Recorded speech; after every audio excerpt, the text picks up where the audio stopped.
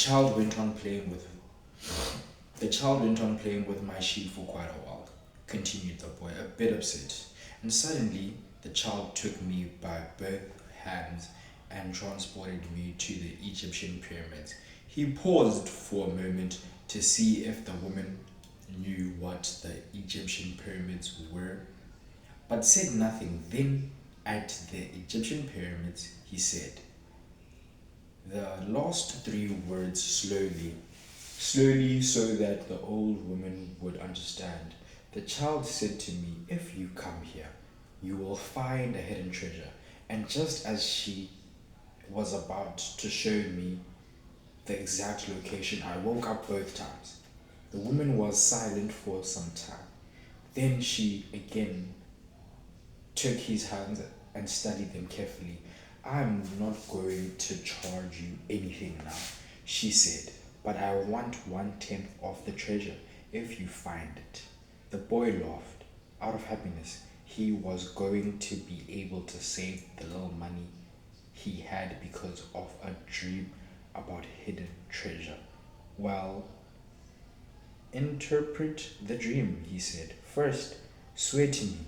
Swear that you will give me 1/10 of your treasure in exchange for what I am going to tell you." The shepherd saw that he would. The old woman asked him to swear again, while looking at the image of the scared heart of Jesus. "It's a dream in the language of the world," she said. "I can interpret it, but the interpretation is very difficult. That's why I feel that I deserve a part of what you find. A part of what you find.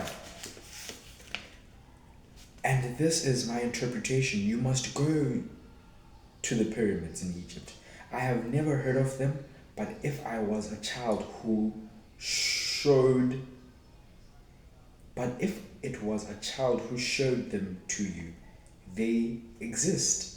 There you will find a treasure that will make you a rich man." The boy was surprised and then inherited. The boy was surprised and then irritated. He didn't need to seek out the old woman for this, but then he remembered that he wasn't going to have to pay anything. "I didn't need to waste my time for this," he said. "I told you that your dream was a difficult one. It's the simple things in life that are the most extraordinary. Only wise men are able to understand them. And since I am not wise, I have had to learn other arts, such as reading palms. Well, how am I going to get to Egypt? I only interpret dreams. I don't know how to turn them into reality. That's why I have to live off what my daughter provides me with. And what if I never get to Egypt? Then I don't get paid. It wouldn't be the first time." And the old woman told the boy to leave, saying she had already wasted too much time with him. So the boy was disappointed. He decided that he would never again believe in dreams. He remembered that he had a number of things he had to take care of. He went to the market for something to eat. He traded his book for one that was thicker, and he found a bench in the plaza where he could sample the new wines he had brought the day he had brought. In the plaza where he could sample the new wine he had bought. The day was hot and the wine was refreshing. The sleep the sheep were at the gates of the city in a stable that belonged to a friend. The boy knew a lot of people in the city. That was what made traveling appeal to him. He suddenly made a new friend and he didn't need to spend all of his time with them. When someone sees the same people every day, as he happened with as has happened with him at the seminary, they wind up becoming a part of that person's life, and then they want The, then they wind up becoming a part of that person's life, and then they want the person to change. If someone isn't what others want them to be, the others become angry. Everyone seems to have a clear idea of what other people should lead their lives, but none about his or her own. He decided to wait until the sun had sunk and bit lower in the sky before following his flock back through the field.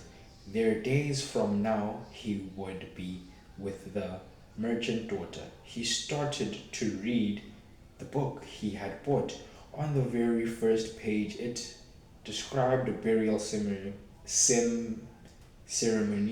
and the name of the people involved were very difficult to pronounce. If he ever wrote a book, he thought he would present one person at a time so that the leader wouldn't have to worry about memorizing a lot of names. When he was finally able to concentrate on what he was reading, he liked the book better. The burial was on a snowy day, and he welcomed the feeling of being cold. As he read on, an old man sat down at his side and tried to strike up a conversation.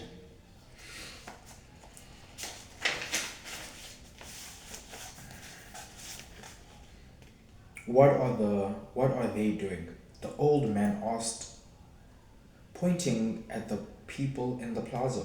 Working, the boy answered dryly, making it look as if he wanted to concentrate on his reading.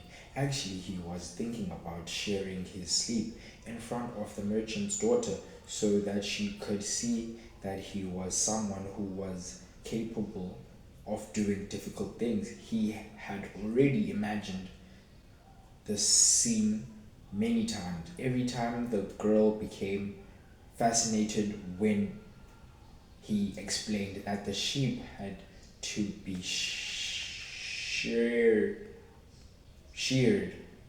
from back to front. He also tried to remember some good stories to relate as he sheared the sheep. Most of them he had read. He then wait. He also tried to remember some good stories to relate as he sheared the sheep. Most of them he had read in books, but he would tell them as if they were from his personal experience. She would never know the difference because she didn't know how to read. Meanwhile, the old man persisted in his attempts to strike up a conversation. He said that he was tired and thirsty and asked if he might have a sip of the boy's wine. The boy offered his bottle, hoping that the old man would leave him alone. But the old man wanted to talk, and he asked the boy what book he was reading. The boy was tempted to be rude and move to another bench, but his father had taught him to be respectful of the elderly. So he held out the book to the old man for two reasons. First, that he himself wasn't sure how to pronounce the title, and second, that if the old man didn't know how to read, he would probably feel ashamed decided of decided of his own accord to change benches. "Him," said the old man, looking at all sides of the book, as if it were some strange object. "This is an important book, but it really irritating. It's really irritating." The boy was shocked. The old man knew how to read and had already read the book. And if the book was irritating, as the old man had said, the boy still had time to change it for another. It's a book that says the same thing almost all the other books. In the word, say, Continued the old man. It describes people's inability to choose their own destinies. And it ends up saying that everyone believes the world's greatest lie. What's the world's greatest lie? The boy asked, completely surprised. It's that it is that at a certain point in our lives we lose control of what's happening to us and our lives become controlled by fate. That's the world's greatest lie.